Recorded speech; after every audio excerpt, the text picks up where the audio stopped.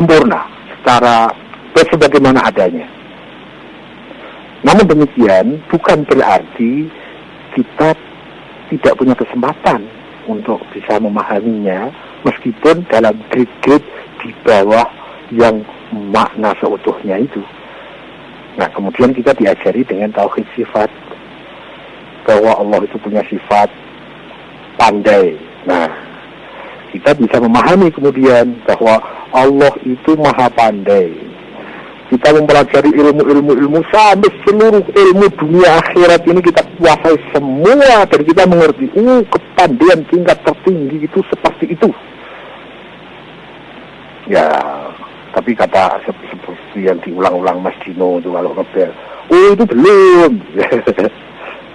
Ya, itu kan sebatas yang kita bisa pahami, baik dengan pemahaman rasional maupun dengan pemahaman spiritual.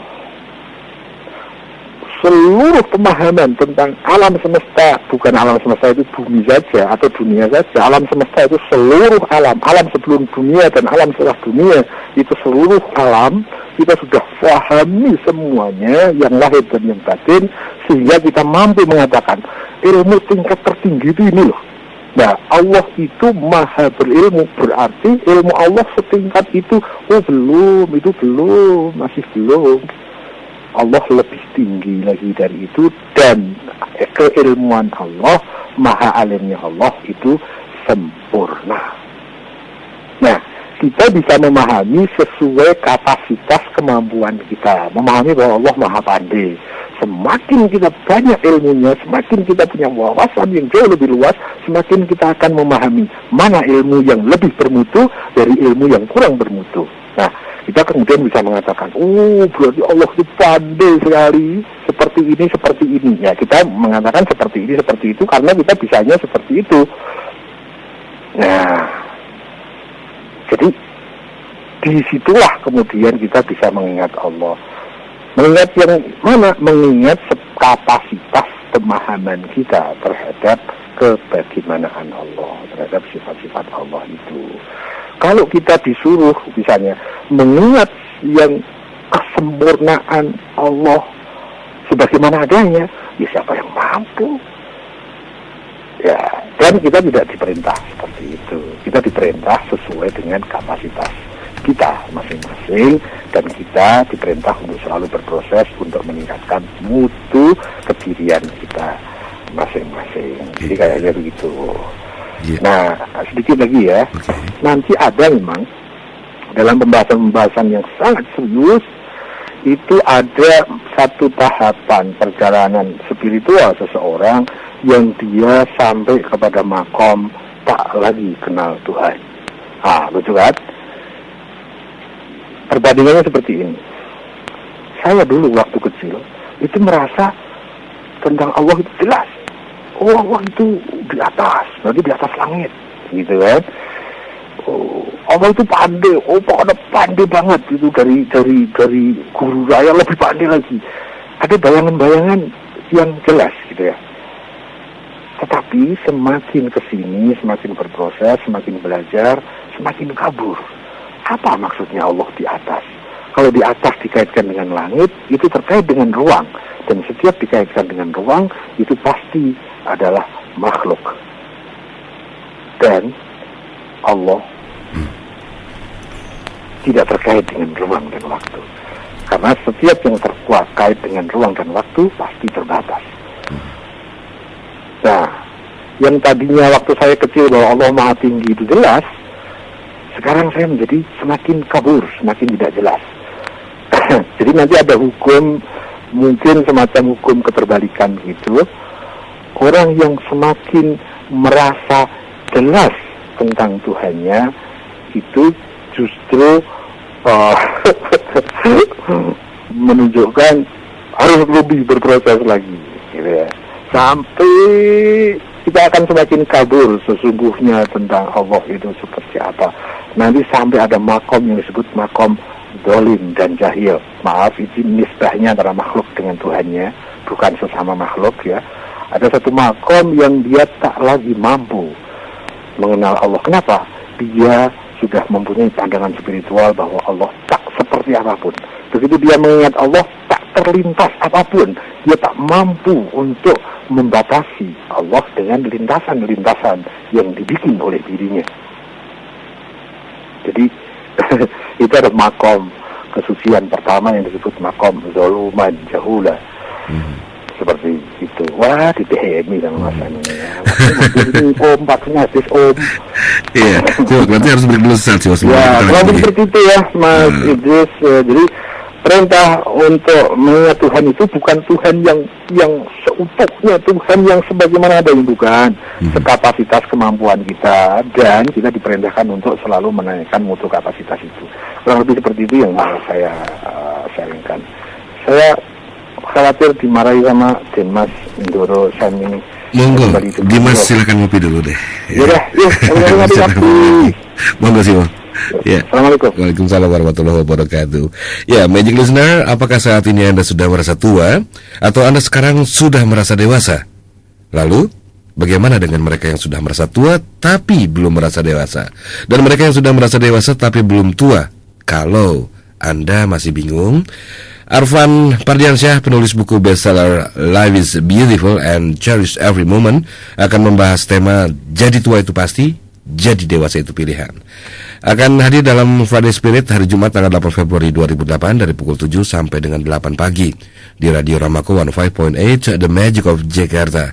Dan pointers Friday Spirit untuk topik Jumat ini sudah dapat Anda download di www.ramakofm.com. Friday Spirit juga disiarkan di K-Love 107,3 Tasikmalaya, TS 92,5 Makassar, Kresi 103 Padang, Bingkara 89,4 Banda Aceh, Mitra Mahardika Katulistiwa 102,6 Pontianak. Friday Spirit hasil kerjasama Radio Ramako dengan Institute for Leadership of Life Management, ILM. Friday Spirit, inspiring to change your life. Live streaming on www.ramakofm.com. Supported by Internet Provider Central Online. Ramako Magic. Happy holidays from 105.8 Bamako. Listen and talk to Ramako 105.8, the magic of Jakarta. Broadcasting from Menara Bethlehem, Jalan Gajah Mada #1, Harmony, Jakarta. For marketing information, call 525-7892 or click ramakofm.com. Ramako Magic Jakarta. Happy holidays. Arwah para nabi dan para wali tidak pernah mati.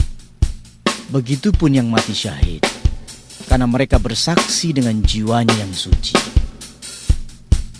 Ruh Muhammad adalah pemimpin arwah semesta yang mampu memberikan pencerahan dalam kegelapan rohani. Kesambungan rasa cinta kepada Rasulullah sama halnya kita mendekati energi rohani yang maha dahsyat, yang mampu memporak-porandakan karang-karang hati dan mencuatkan ruh terbang bersamanya ke angkasa ketuhanan yang maha luas.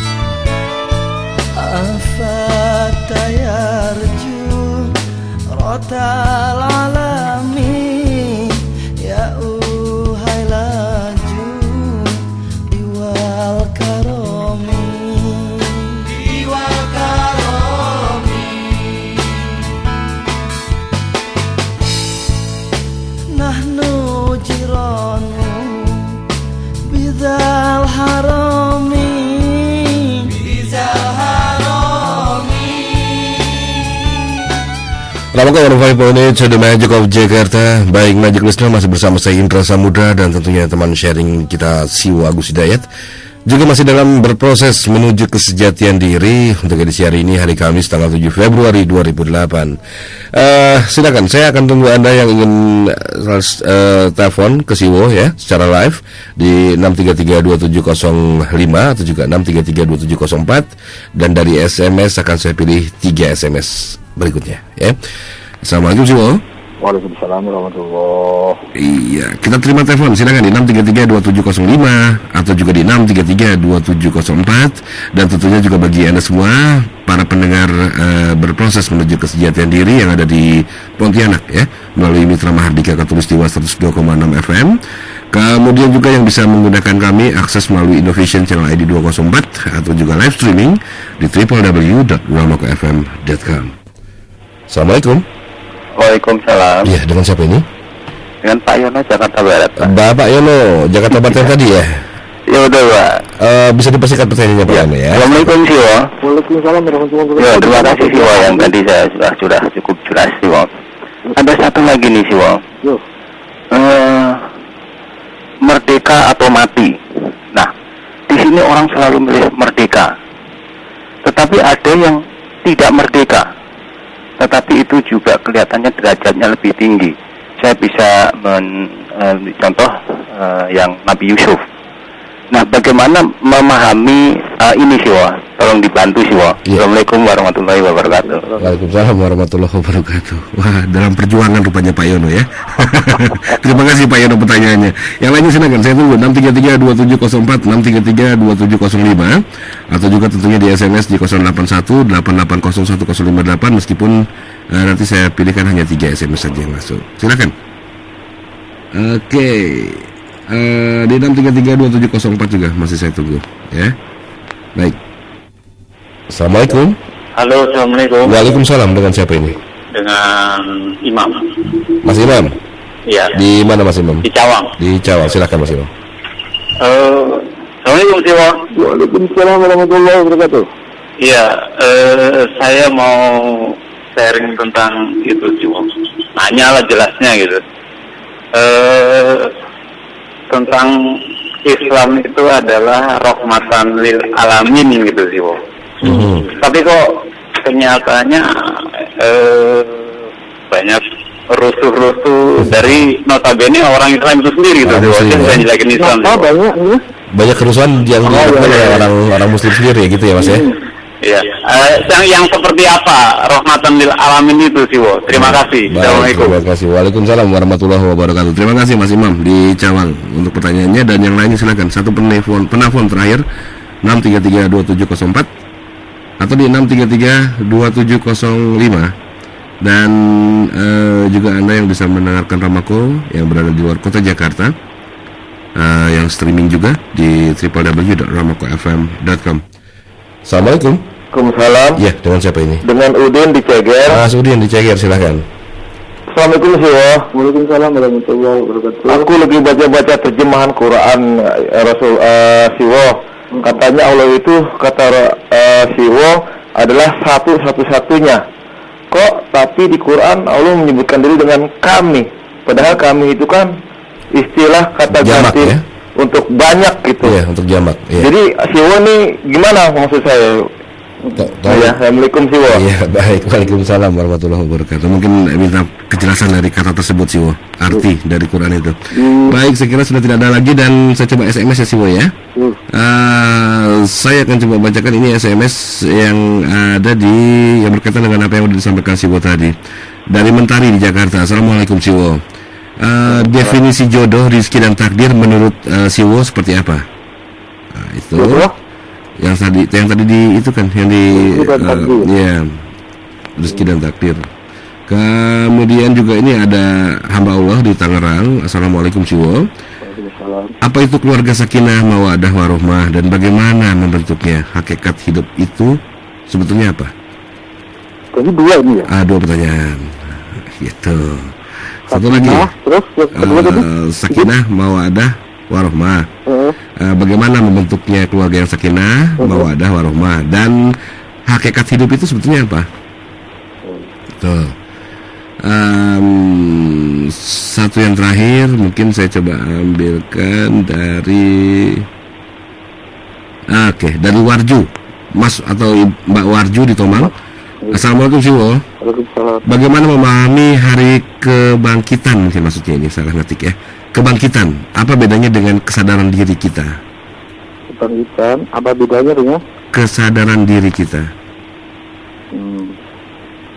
Iya, agak-agak pertanyaannya agak-agak.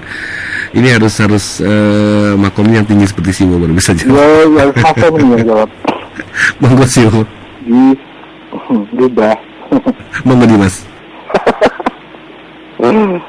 Ya, saya ambil aja semuanya ya. Jadi tadi ada 3 penelpon dan di awal tadi ada 1 SMS ditambah dengan 3 SMS. Saya mulai dari yang penelpon, mudah-mudahan waktunya cukup. Mas Yono di Jakarta Barat, yang tadi sudah masuk bisa masuk lagi, hebat nih, bisa masuk 2 kali semalam. Merdeka atau mati? Gimana ya? Sementara beliau mengangkat kasus Nabi Yusuf yang tidak merdeka, tapi itu lebih baik. Kayaknya di sini kita harus definisikan lagi ya, apa yang dimaksud merdeka dan apa yang disebut dengan mati. Ya. Kemudian kita membanding dengan validator tertentu untuk memilih mana yang lebih enak, merdeka atau mati. Mati dalam makna yang seperti apa dan merdeka dalam makna yang seperti apa. Nah, kalau yang diangkat oleh beliau tadi kasus tentang Nabi Yusuf, kayaknya ini terkait dengan bahwa Nabi Yusuf yang di penjara itu ya, dalam mana berarti dia tidak merdeka, gitu ya. Padahal kan itu justru lebih baik bagi beliau. Saya ada salah satu perbendaharaan kata yang terkait dengan merdeka, yaitu bebas. Nah, yang saya pahami, kalau bebas itu bisa tak beraturan, sementara kalau merdeka itu harus beraturan. Jadi merdeka itu melambangkan satu tertib, keberaturan, dan bermakna positif, pure positif. Jadi dalam kalimat kemerdekaan itu tidak tersiratkan, tidak dimuati oleh makna-makna negatif. Beda dengan bebas. Kalau bebas itu bisa bebas mau gue, bisa bebas melanggar aturan, bisa bebas. Jadi bebas itu bisa bermakna 2 arah. Bisa bebas yang beraturan, ada bebas yang tidak beraturan. Tapi kalau merdeka hanya punya arti 1 arah, yaitu dalam keberaturan. Ya. Nah, kalau dikaitkan dengan mati misalnya, jadi merdeka atau mati, mungkin maksudnya daripada saya dijajah, daripada saya diperbudak, lebih baik saya mati. Tapi mati bukan dalam konotasi mati yang sembarang, tapi mati yang syahid, mati yang sebagai saksi terhadap ketauhidan Allah dan kerasulan Muhammad, mati sebagai kesaksian kita sebagai seorang hamba. Jadi matinya disebut mati syahid.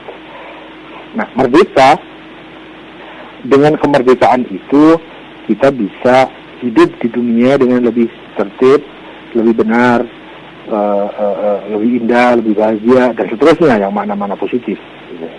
Jadi kedua-duanya itu kalau dalam teriakan-teriakan yang ada pada sejarah bangsa kita, misalnya merdeka atau mati misalnya. Nah, itu kan dikontraskan dengan adanya sistem perbudakan, sistem penjajahan dalam segala bentuknya, gitu kan?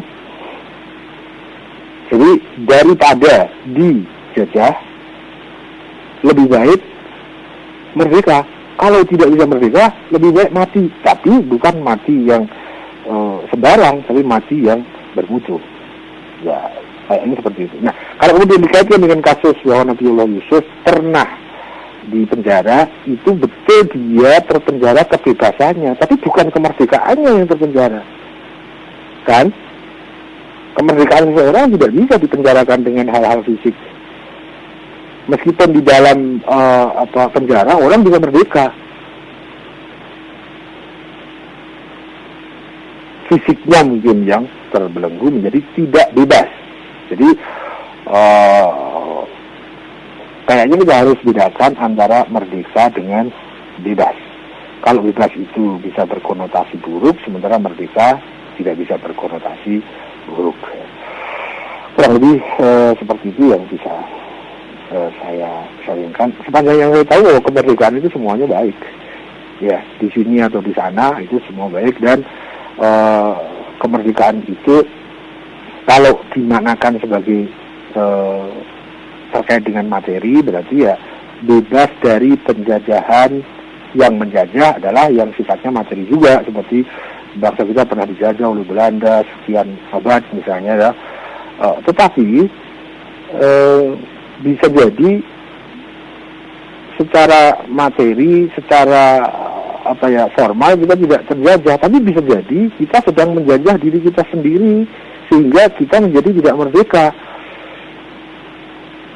Ya, jadi ada bentuk-bentuk yang bertentangan dengan kemerdekaan itu bukan hanya dari faktor luar diri kita, bukan hanya dalam makna sebuah kebangsaan atau komunitas tertentu, tetapi terkait juga kepada hal-hal yang spiritual. Bisa jadi kita sedang menjajah diri kita sendiri, atau bangsa kita sedang menjajah bangsa kita sendiri, atau orang tua sedang menjajah anaknya, sebuah organisasi sedang menjajah pengikutnya, sebuah pemimpin sedang menjajah rakyatnya, dan seterusnya. Itu bisa bermakna macam-macam. Jadi kemerdekaan itu bisa dimaknakan sebagai bebas dari penjajahan, sebagaimana yang dituangkan dalam sejarah kebangsaan kita. Tapi lebih jauh lagi, kemerdekaan yang sifatnya spiritual itu manakala dia bebas dari keburukan-keburukan dan dia ada pada kebaikan-kebaikan, ketertiban dan seterusnya. Nah, manusia yang merdeka adalah manusia yang hanya didominasi oleh Tuhan. Sementara kalau dia masih didominasi oleh dirinya sendiri, dia sedang dijajah oleh dirinya sendiri. Jadi dia juga bukan orang merdeka. Nah, orang merdeka itu yang mana? Ya, yang mati syahid itu orang merdeka. Dia merdeka duniawi dan merdeka ukhrawinya. Mas Imam di Cawang, Islam itu rahmatan lil alamin. Wah, waktunya nyambung nih. Kenapa banyak kerusuhan dari Muslim? Kita harus bedakan, Mas, antara Islam dengan Muslim. Ya, satu, Islam itu sebuah sistem dan sebuah konsep, sebuah ajaran, sebuah panduan. Kalau Muslim itu orang yang masuk di dalamnya, tetapi bisa jadi dia masuknya sedikit, bisa jadi masuknya banyak, bisa jadi pura-pura masuk, bisa jadi masuk tapi dia mempunyai salah paham atau kefahaman benarnya sekian persen dan seterusnya. Yang disebut kaitan dengan rahmatan lil alamin itu sering dikaitkan kepada Islam, bukan Muslimnya. Karena Muslim itu personal, Mas, gitu ya. Misalnya begini, Al-Quran itu suci, tapi kenapa ya orang yang sering melantunkan ayat-ayat suci, tapi juga banyak kotoran-kotoran perbuatannya, misalnya ya Qurannya tersuci, Mas, tetapi orang yang membaca Quran belum tentu suci, gitu ya, kecuali manusia Qurani ya lain. Ya, kita harus bedakan antara Islam dengan Muslim. Dan nanti masih ada bedanya antara kaum muslimin dengan umat Islam. Kayaknya kita sudah bahas itu.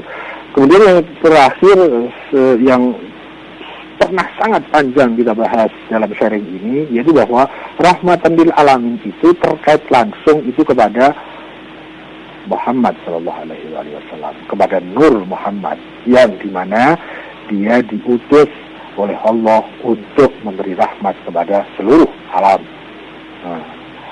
Secara verbal kalimat ayatnya dinyatakan bahwa wa ma arsalnaka illa rahmatan lil alamin. Jadi hubungan langsung yang terkait dengan rahmatan lil alamin itu bukan Islam, tetapi nuril Muhammad. Gitu ya. Nah, dari beliau, dari Muhammad ini yang mampu mengemban seutuhnya dari Nur Muhammad, beliaulah yang membawa satu ajaran kesempurnaan yang disebut sebagai agama Islam. Jadi kita harus bedakan antara Islam dan Muslim, antara umat Islam dengan kaum muslimin, dan kita juga perlu bedakan hubungan langsung dan tidak langsungnya. Hubungan langsungnya rahmatan lil alamin itu kepada Muhammad, sementara Muhammadlah sang pembawa Islam. Itu kayaknya Mas Imam dijawab. Kalau mudah-mudahan tidak puas bisa call ke HP saya. Pakai XL aja biar murah ya. Yang ini telepon terakhir Mas Udin di CGL. Dalam terjemahan kitab Mushaf Al-Quran dinyatakan bahwa Allah menyebutnya dengan kami. Nah, banyak sebutan tentang kami itu, nahnu misalnya ya, atau pakai kalimat kata ganti kami yaitu na.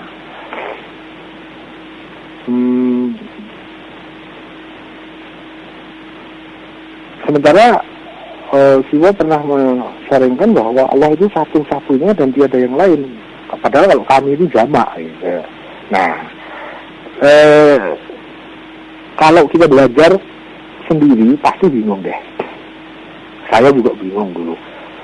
Saya waktu di kelas 2 STM itu menanyakan ini kepada Pak Guru Agama dan beliau tidak mampu menjawab. Gitu. Dan akhirnya berproses, saya dapat juga jawabannya setelah belajar ayat melalui para penafsir. Dan setiap di sana ada kami, maka di sana terkait antara Allah dengan para utusannya. Jadi bukan Allah sendiri.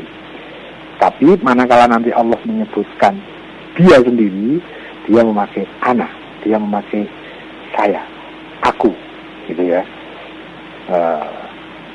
Innani anallah misalnya, itu pakai aku. Tetapi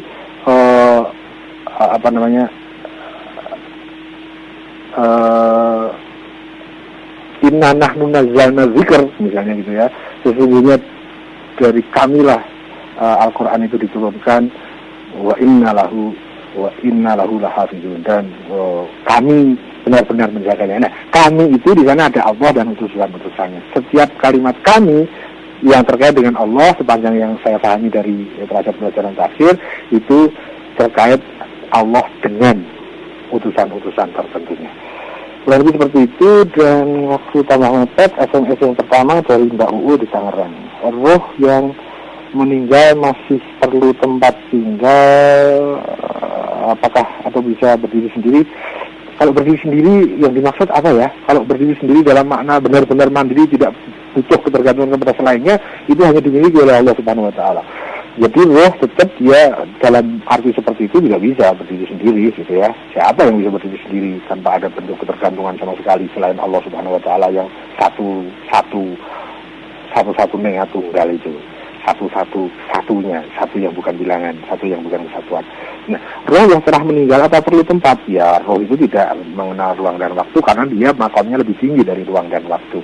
Ruang dan waktu hanya terkait pada hal-hal yang sifatnya materialis, yang sifatnya material. Ya, jadi setelah meninggal apakah roh itu butuh tempat? Tidak.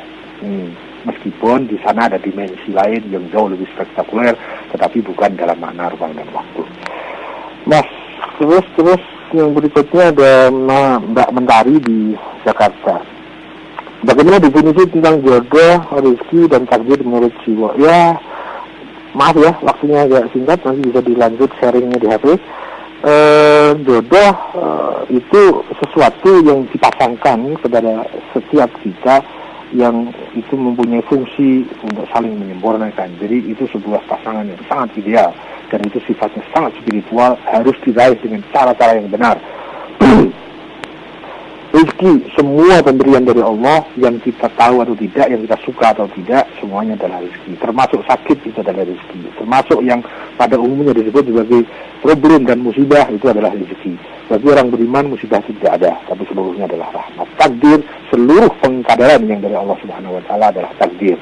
Jadi bahwa batu itu berat, kapas itu ringan, bahwa matahari itu bersinar, bahwa yang hidup akan mati, yang bahwa setiap sebab menimbulkan akibat, itu adalah ukuran-ukuran. Dan setiap ukuran itu yang memberikan adalah Allah Subhanahu wa Ta'ala. Dan nanti ada takdir yang bisa dipilih dan ada takdir yang tidak bisa dipilih. Tadi kita sudah jelaskan. Kurang lebih seperti itu, singkat saja, mohon maaf ya. Kemudian hamba Allah dari Tangerang, keluarga Sakinah itu yang seperti apa? Keluarga sakinah adalah keluarga yang di dalamnya penuh dengan nuansa ketuhanan dan nuansa keindahan di situ. Terus bagaimana caranya harus diproses dari awal. Pertama, bagaimana proses mencari suami atau proses mencari istri. Kalau caranya salah, maka itu satu sebab untuk menghalangi terjadinya keluarga sakinah. Kemudian cara masuk kepada hukum keluarga itu, karena tadinya laki-laki dan perempuan itu haram untuk melakukan hal-hal tertentu, tetapi setelah melalui pintu pernikahan dia boleh mengadakan pergaulan bebas dalam kaitannya dengan pergaulan suami istri. Cara masuknya harus benar, dan kemudian bukan hanya sekedar masuk saja tanpa mengisi. Setelah dia masuk ke pintu pernikahan, dia harus mengisinya juga dengan penghambaan kepada Allah. Maka akan terbentuk otomatis sebagai keluarga sakinah, dan dia mempunyai hak mawaddah dan rahmah sebagai reward dari Allah Subhanahu wa taala. Jadi di sana akan tumbuh cinta, tapi bukan cinta yang berangkat di luar nikah, tapi cinta yang akibat dari nikah. Sekarang yang lebih terkenal cinta itu sebelum nikah. Bahkan dijadikan dasar cinta sebagai dasar pernikahan. Sebenarnya yang saya tahu, cinta itu banyak macam-macamnya, dan cinta itu merupakan akibat dari suatu sebab tertentu yang diambil. Bisa karena rupawannya, bisa karena harta, bisa karena macam-macam. Tapi ada lagi cinta yang dia tumbuh dari sebab-sebab ilahiyah. Nah, sebenarnya yang saya tahu, cinta yang sifatnya ilahiyah, yang sangat indah, tak berbatas, itu manakala dia dihasilkan dari cara masuk rumah tangga yang benar sesuai dengan nilai-nilai ilahiyah itu. Nah, apakah hakikat kehidupan? Saya mohon maaf Mbak, ini sulit. Apakah hakikat kehidupan? Jadi saya tidak bisa menjawabnya. Saya juga sedang nyari Mbak hakikat kehidupan apa. Mas Wanju di Tomang, hari kebangkitan apakah beda dengan kesadaran diri kita? Jadi kita bangkit kesadarannya. Oh beda Mas. Hari kebangkitan itu terkait dengan alam tertentu masa depan kita yang sangat jauh, dan itu merupakan satu alam yang kalau dibandingkan dengan dunia nggak bisa, karena memang alat ukurnya nggak ada. Ya kita nanti sampai ke sana deh, mudah-mudahan kita ketemu ya. Dan apa beda dengan kesadaran diri? Iya dong, beda dong. Kalau diri itu kan tentang diri kita, tentang personal seseorang. Ya jadi beda, koridor beda. Jadi maudhu'nya berbeda, temanya berbeda, topiknya berbeda, maka juga pembahasannya menjadi sangat berbeda. Kayaknya begitu, terima kasih, waktunya habis. Dan Mas, halo. Iya. Waktunya habis. Gimana nih? Tambah dong. Iya, kelihatannya berapa jam lagi sih mau ditambah? Ya, kita harus mengakhiri harus mengakhiri acara berproses menuju kesejahteraan diri ini, Magic Listener, dan insya Allah minggu depan kita ketemu lagi ya, Siwo ya. Ya. Saya mau tanya ya. Monggo Siwo. Majelis saya berbahagia serta seluruh keluarga besar Ramaku. Terima kasih atas partisipasi dan lain-lain. Terima kasih semua, dan mohon maaf atas kesilafannya. Terima kasih atas tidak puasnya. Semoga kita dipersaudarakan dalam keindahan penghambaan. Bila taufiq wal hidayah wala haula wala quwwata illa billah. Mohon pamit. Assalamualaikum warahmatullahi wabarakatuh. Waalaikumsalam warahmatullahi wabarakatuh. Terima kasih Siwo Agus Hidayat dan Magic Listener. Dengan demikian berakhir sudah acara berproses menuju kesejahteraan diri untuk edisi hari ini, hari Kamis tanggal 7 Februari 2008. Minggu depan di jam dan waktu yang sama Anda masih bisa kembali untuk mengikuti sharing bersama Siwo Agus Hidayat. Saya Indra Samuda, mohon diri saat kita ketemu lagi dalam request nanti jam